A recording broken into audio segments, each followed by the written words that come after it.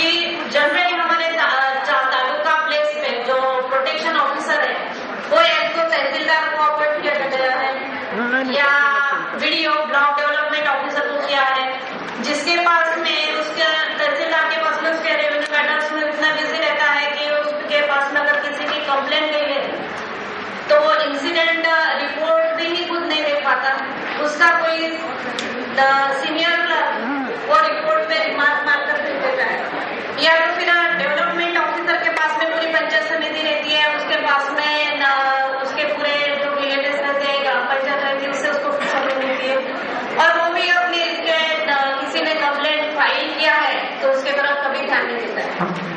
इस हिसाब से जो जल्दी एक्ट की अमल बजावनी तुरंत होनी चाहिए वो ऐसी होती नहीं है।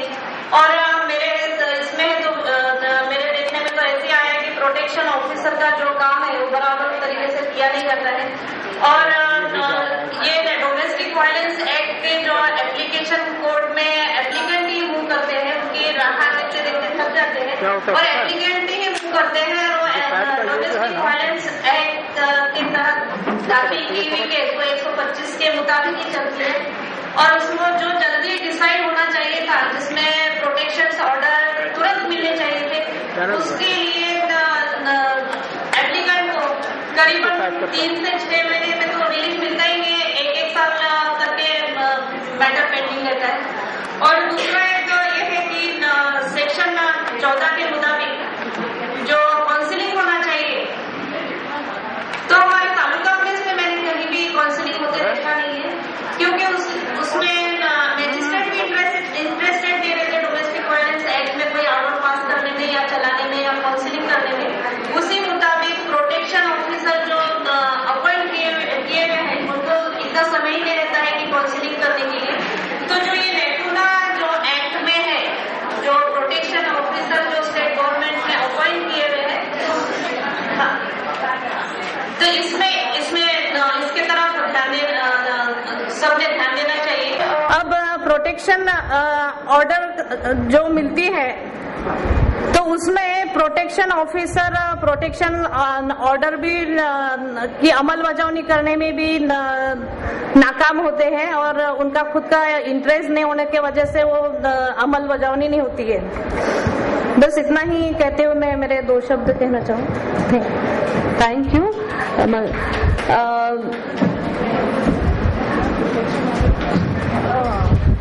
अभी एडवोकेट लीना, अरे मैं एक छोटा सा बात बोलना चाहती हूँ। ये कंसल्टेशन एक इम्पोर्टेंट कंसल्टेशन है, इसलिए आप लोग शांति से सुनने का, आप लोग को लगेगा शायद जो बोल रहे हैं वही रिपीट बोल रहे हैं, शायद लगेगा, मगर मैं देख रही हूँ कि नहीं है। तो जो चीज हो रहा है आप लोग एक आपस में आप लोग बात करते हैं तो जो प्रेजेंट करता है उसको थोड़ा डिस्टर्ब भी हो जाती है। एक तो है हम लोग 10 मिनट के अंदर उन लोग को बोलने को बोलते हैं, दूसरा चीज यहाँ सब लोग बातचीत अपने अपने में करते रहेंगे तो एकदम पर्पस नहीं रहेगा। लोग बहुत दूर से आए हैं, बहुत लोग बहुत दूर से आए हैं, तो आप लोग भी बहुत दूर से आए, इसलिए शांति से आप लोग जो बोल रहे हैं वो सुनना चाहिए और नोट कर लीजिए, क्योंकि कल हम लोग सोचेंगे कैसे सॉल्व करेंगे। अभी मैडम ने जो बोला था क्या क्या प्रॉब्लम होता है, ये चीज हम नोट करेंगे तो कल उसके लिए कुछ तो कर सकते हैं। तो इसलिए I request to people to kindly bear with the presenter and be conscious of what they are saying, note down what they are saying, so that tomorrow we can find ways and means to to remove the blocks. Thank you. Sheila, I think everybody was wanted a tea break, so that's why the restlessness. Yeah, okay. Next, yeah. नमस्कार, मैं Yavatmal district से आई हूँ, महाराष्ट्र में से। मैं एक DV के बारे में, एक केस के बारे में एक कोर्ट एक्सपीरियंस शेयर करना चाहती हूँ। जब वो विक्टिम जो लेडी है उन्होंने पुरावा एफिडेविट पे दाखिल किया तो उन्होंने जो रिलीफ मांगे, जो अपने एक्ट में बताए दिए हुए हैं, section 18 protection order, 19 residence order और 20 मॉनेटरी ऑर्डर, 21 कस्टडी और 22 कंपेंसेशन ऑर्डर। तो उन्होंने उसके जो प्रेयर की तो उसमें सिर्फ सेक्शन ए डाले थे, यानी सेक्शन इसी सेक्शन के हिसाब से मुझे रिलीफ मिलना चाहिए ऐसे डाले थे। तो अगले जो एडवोकेट्स थे, जो एनए के एडवोकेट्स थे, उन्होंने ऑब्जेक्शन लिया कि आप पूर्व में लॉ पॉइंट्स पे यानी कुछ डिटेल में प्रेयर नहीं आपने की, 22 के हिसाब से आपको 22 सेक्शन 22 के हिसाब से आपको क्या चाहिए, 18 के हिसाब से क्या चाहिए आपने। तो मेरा ये कहना है कि जो अपन एफिडेविट पर पुरावा देते हैं उसमें सेक्शन डाले तो जो अपन एविडेंस हो एक्ट के हिसाब से वो फैक्ट पे जो ड्राफ्ट करना चाहिए, लेकिन लॉ पॉइंट पे नहीं मांगना चाहिए। इसलिए उन्होंने ऑब्जेक्शन लिया। फिर उसको कोर्ट ने ऑर्डर दी कि आप सप्लीमेंट्री एफिडेविट दाखिल करो और उसमें डिटेल में बताओ कि आपको सेक्शन 22 के हिसाब से क्या चाहिए, कंपेंसेशन ऑर्डर चाहिए, 21 के हिसाब से कस्टडी ऑर्डर चाहिए, यानी फैक्ट जो आपको डिमांड है वो फैक्ट क्या है उसको आप लीड करो पूरा इसमें एफिडेविट में, सिर्फ सेक्शन लीड मत करो। हाँ ऐसे। धन्यवाद। May I now call upon Bhagyashree from Maharashtra. Good morning to all of you. मैं भाग्यश्री कदम फ्रॉम उस्मानाबाद। मैं 2005-06 की फेलो हूँ मजलिस की। यहाँ जितने भी स्पीकर ने जो कहा वो एक्सपीरियंस मुझे भी वैसा ही है, जैसे शहनाज मैडम ने कहा DIR रिपोर्ट का, तो वही है जो सेम एक्सपीरियंस है। मैं उस पे अब ज्यादा एक्सप्लेनेशन नहीं देना चाहती। जो इंटरिम रिलीफ कोर्ट में जो मांगे जाते हैं उस पे नेगेटिव ऑर्डर मीन्स प्रोलॉन्ग होता है मैटर, उस पर ऑर्डर नहीं होती है। और जो लिमिटेशन है विदिन 60 डेज, तो उसका तो आज तक कभी इम्प्लीमेंटेशन हुआ ही नहीं है। 6-6, 7-7 महीने वो पेंडिंग ही रहते हैं। और ज्यादा तो जो हमारे सीजन बिफोर सीजन चलते हैं ये मैटर, तो ज्यादा तो उनका काउंसलिंग पे ही ज्यादा भर रहता है। वो तो बहुत अच्छी बात है, लेकिन जहाँ होता नहीं है वहाँ पे भी बस कॉम्प्रोमाइज करो यही रट लगाते हैं। दोनों पार्टीज बोलते हैं कि नहीं हो सकता, तो भी वो उसी पे स्टेबल रहते हैं।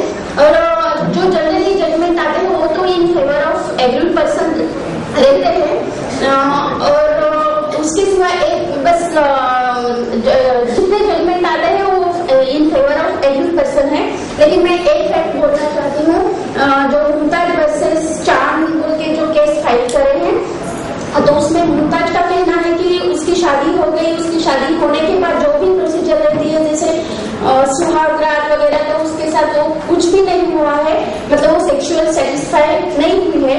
तो ये उसका रीजन था। तो उसके जरिए हमने फिजिकल, इमोशनल, इकोनॉमिकल ये सब एब्यूज डाल के फाइल करे।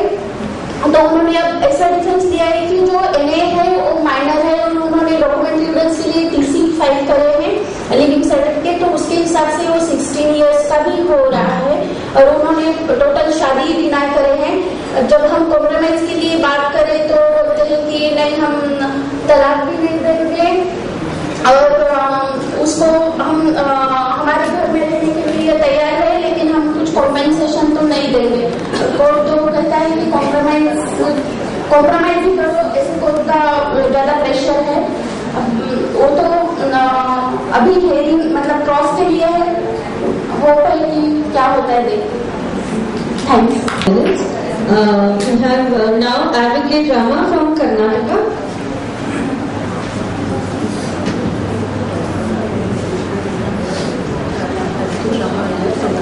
From Bangalore. Well, actually, we have had some of the best experiences, I feel, when I hear from the people from other states. We see that we get very good orders on the whole. We get very good orders and within time also. There have been instances where orders have been passed within the stipulated 60 days. Though there have been many cases where we have not got orders within a year or two. But then that has been very less compared to the orders that we have got. And the kind of orders that we have been getting also has been very encouraging. And it has been a kind of encouragement for us to try and get the maximum out of this act?